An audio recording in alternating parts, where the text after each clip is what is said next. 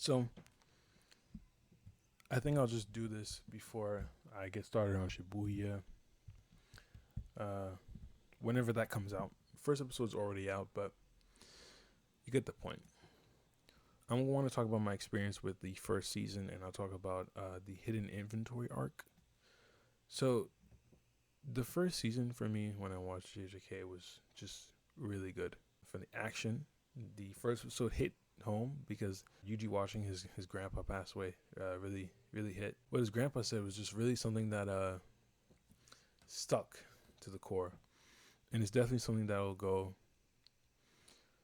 That's something that I realized that will definitely stick to his character for the rest of the series. How he wants to be, how if he passes away, he wants to be around all of his friends and everyone, who he knows. He wants to be surrounded by people when he passes away. And that's something that I think really resonated with me because quite the same in that regard. Definitely like Fushiguro. He's a good character. The episode where he uses his domain expansion, that one really hit because I was just like, this guy who's like super composed and super to himself and really smart and knows his ins and outs in like different situations. He's like actually like going crazy for a moment. Then there's the episode where Gojo fights Jogo, and that was crazy. Really cool seeing him use amplification blue and reversal red, and understanding how the different curse energies work. That was really cool. The baseball match that they had between the two teams was really cool too. I thought it was really nice. Seeing Miwa playing baseball was really cool. Just cool stuff overall. Yeah, just really good stuff, man. This show is really good. The action and the animation from Mappa is really just god tier. Okay. Subbed is good too. I mostly prefer the dub because I always grew up watching dubbed anime. I feel like dubbed has more personality, if I'd say personally.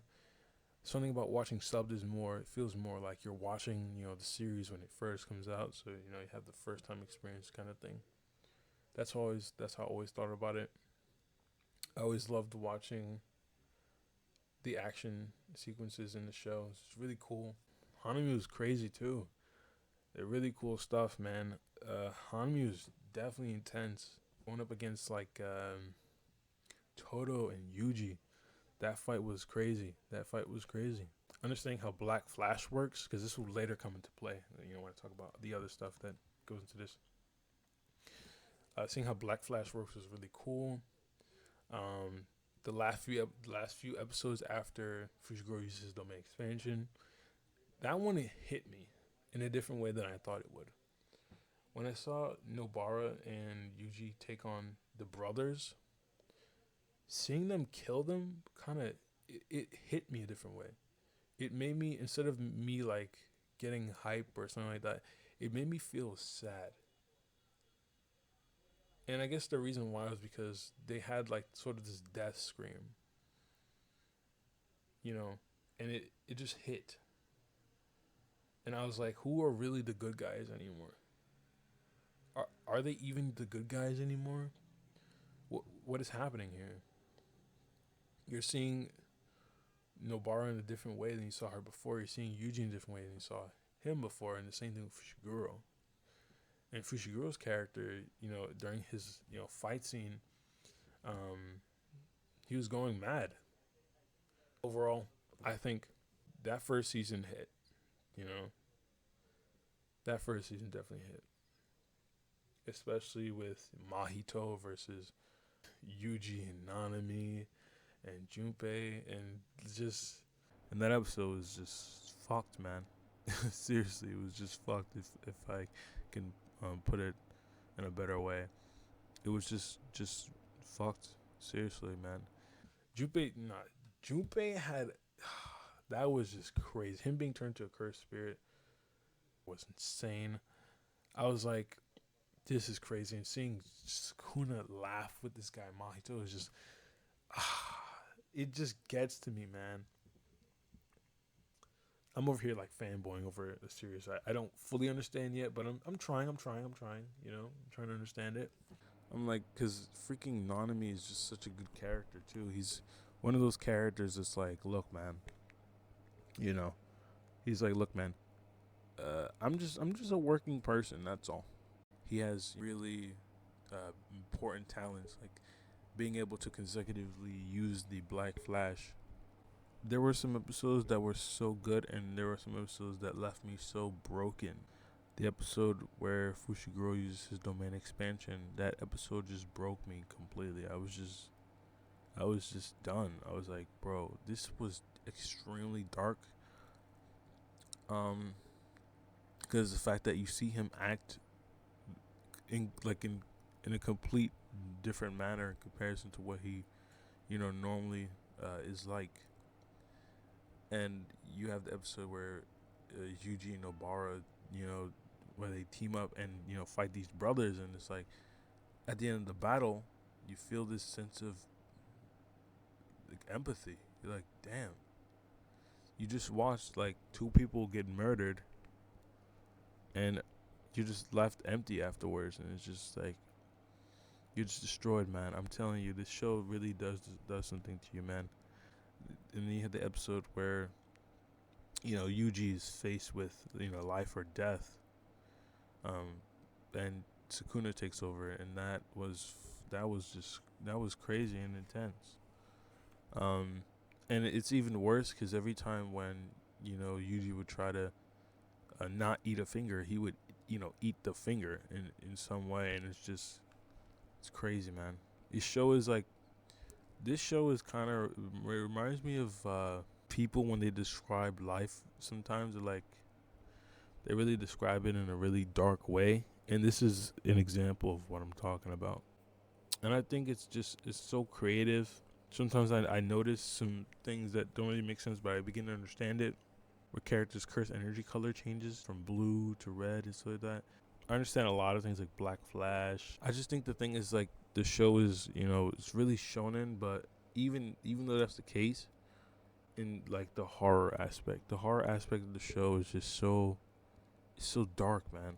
You know, you're seeing people die and getting murdered and stuff. But yes, overall it feels shonen, but it's very dark. There's a lot of horror in it. There's a lot of blood. There's like a lot of gore here, and it's very real and brutal. And what I noticed is that like characters here, like I remember when I first watched the show and I got introduced to Maki, I thought she was kind of like a big sister in a way. She's always trying to help people, stuff like that, and trying to be compassionate and teach people the ropes of things. If we should grow, not being able to understand, you know, uh, people trying to help other people and stuff like that, and being very persistent, he would later, understand it and begin to grow as a character, and that's something that, that's interesting. And it's just, yeah. So, just overall, it's really good. I'll say all in all, the action is great, the gore is great, the amount of lore that you get from battles, the amount of lore that you get from character conversations. I mean, there's lore everywhere in this show. There's the power system, how there's grade 1, grade 2, grade 3, how the lower the grade, like the lower the grade number, the stronger it is, and how the strongest is special grade, and there's other kinds of special grades. Very interesting power system. And I'd even consider it to be genius. I'd even say the soundtrack slaps very hard. Love the opening. The first one went really hard as a first opener, and then the second one followed through, and that one was even better. That one was even better than the first one. And I love just in general. I love how characters grow as the show progresses. Characters grow, and the focus of the show changes, and that's just so good. It's just perfect, and it just makes you wanna watch or just rewatch it. You know, you just wonder like what were they like in the first few episodes? Because right now this character is acting very different than how he used to be. It's very cool to see characters grow. And so I'd say all in all, it's a very good series. Characters grow, and I think that's great. I gave it an 8. I thought it was such a good series. So let me just get on to the next section. I want to start off by saying that Zero the movie tells the story of not Yuji this time. It tells the story of Yuta Okotsu. He's the protagonist of the series before Yuji.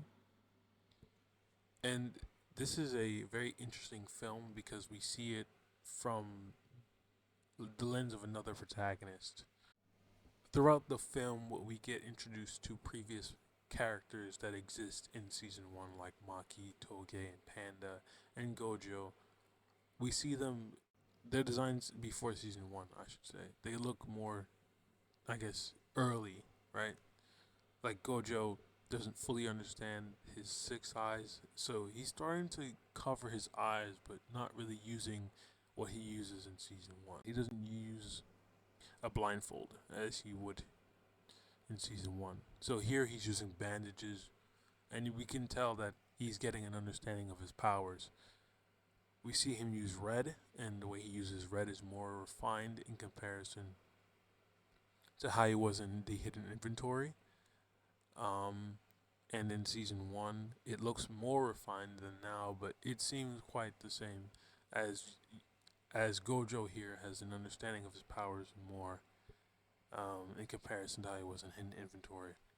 So there's that aspect. We see Maki here, though she's I'd say a few years younger, and this is before Yuji Itadori and his story. So we see Toge and we see Panda and we see characters from season one years before. So the way I view this film, I view it as a side story. We're not seeing characters from the lens of a current main character. We're seeing it from a story of another protagonist. So I see it as sort of a side story that is very important to the plot. Not really, but it's important later on as we see Yuta again eventually.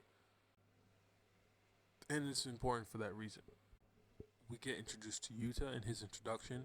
We see him how he's a special grade on his ID. It says that he's a special grade, and we witness that by seeing him walk into the room, and everyone feels this aura of just insane cursed energy coming from Yuta, which is the essence of Rika. Very crucial scene in the film, and it's very important. Over the course of the film, we see Yuta grow with the characters. Maki teaches him things about different ways for him to learn as a character and for him to get better at using, his powers and him being able to control his special grade energy. We see Toge and Yuta work together to take down a special grade, and we see Yuta start to build bonds with these characters and learning more things, and that's how Yuta gets his sword with Maki, as she has some understanding of cursed tools. We get Gato, and we see him wanting to take Rika from Yuta, and that is a very important scene as we know Gato wants to essentially he wants to get like a bunch of really strong cursed spirits and do a lot of bad things with them. And so he wants Rika. The current cursed spirit that Gato has at this time is very strong. And he is, as you guessed, a person who is able to control cursed spirits on a level to where it's not good. It's very bad. So we get Gato and the Demon Parade, where we see characters like Nanami, and we see characters from season one, but in a more refined, more better way than how we saw them in Hidden Inventory.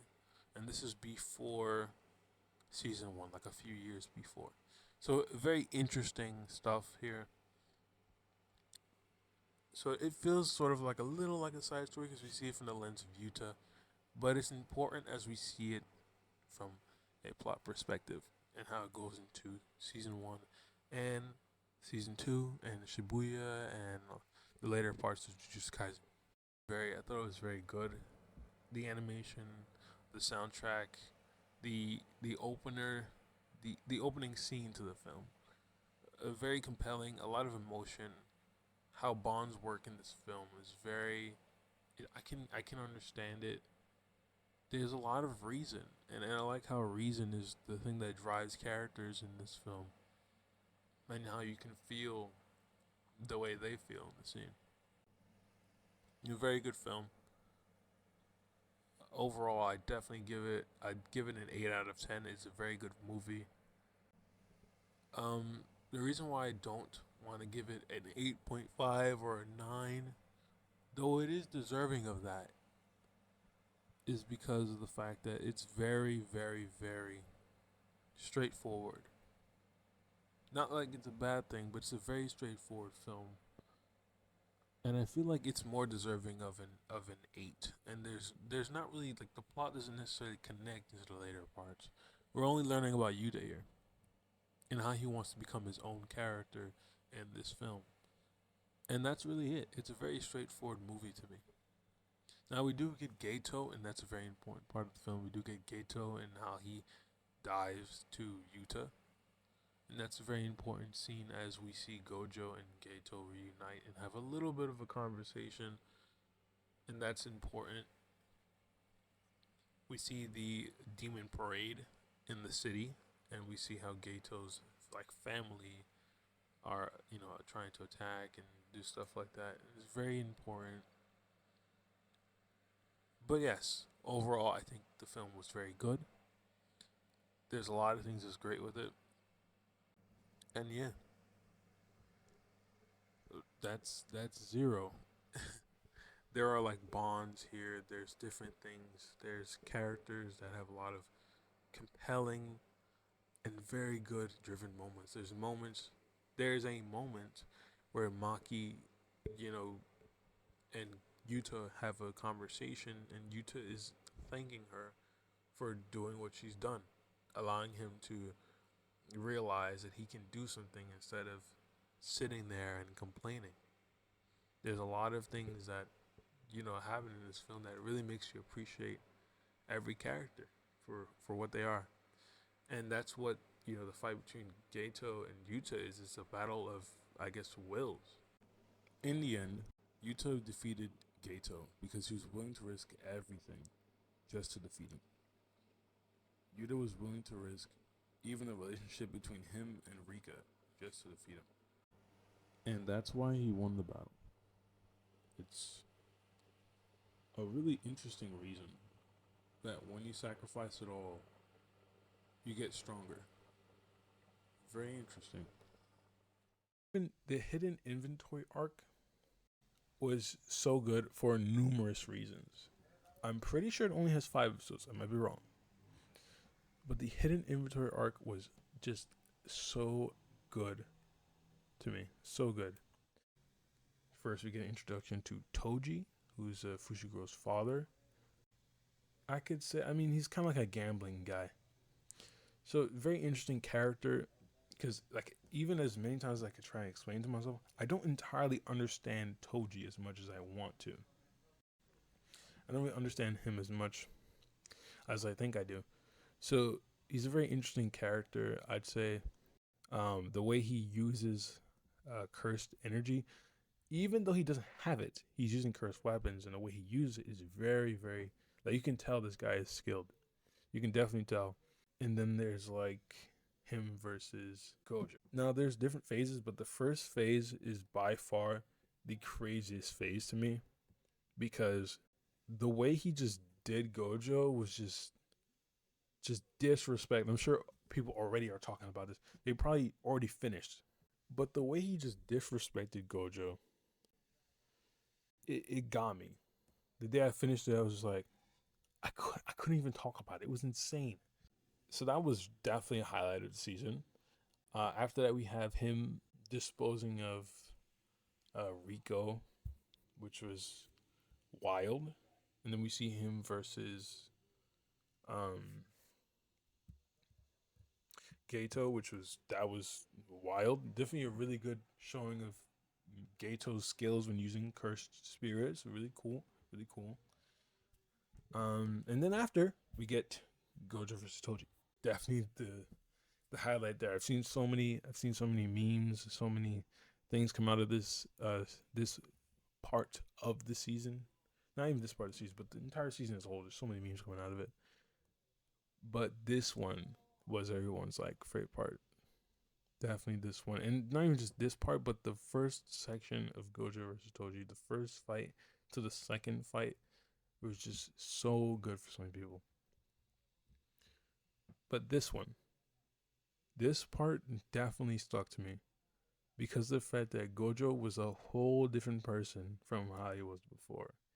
Now that he's almost died and his power has awakened completely, he has a whole different understanding of how his ability works. And so now he combines the two powers, amplification and reversal, to make what is considered hollow, where essentially two forces that are opposite of each other attack at once. And that concept, just when I figured it out, I was like, bro, Gege is cooking right now. Okay, she he is cooking right now. Okay, the writing for his like character is so good, and I love how just told he's like he kind of just like whatever. He's kind of just doing his thing, regardless of his awakening or whatever. He's like, and I guess the final blow is definitely like something that got me too. Is like when you see the camera pan out. That's it. That's it. that's definitely it. And I was just like, wow. Then we see Fushiguro and Gojo have a meeting, which is really cool. You know, seeing Kid Fushiguro speak to Gojo and him being treated like a kid. It was really cool. And then we get like the ending of that part where we see Gojo and the current versions of the current cast of characters with the current version of Gojo talking to each other, and they're figuring out like what is up with their sense. And the whole hidden inventory arc, I just got so many like sort of slice of life vibes. Not really romance, everything, but I just got just happy vibes. You know, really positive. So that dark parts appear, everyone just takes it seriously. We're like, holy crap, something bad's happening right now. And that's how I felt. I feel like something's bad happening right now. So overall, hidden inventory, just another god tier part. You can't disagree, bro. These are just so good. You know what I mean? The animation is so good for these parts. It's really good. And now we have the second season, which is Shibuya, I guess, on its way. And now it's already started. The first, I guess, like I'm not sure where it's at, but I've seen the first episode come out, and so far it looks very promising. I think it's just so nostalgic to see these characters again, for me specifically. And so just overall, just a really, really, really good season so far.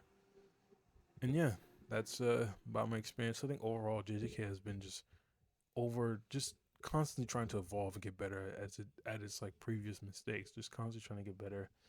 And just really good, man. Just really good. So yeah, I got some other things to talk about, and yeah,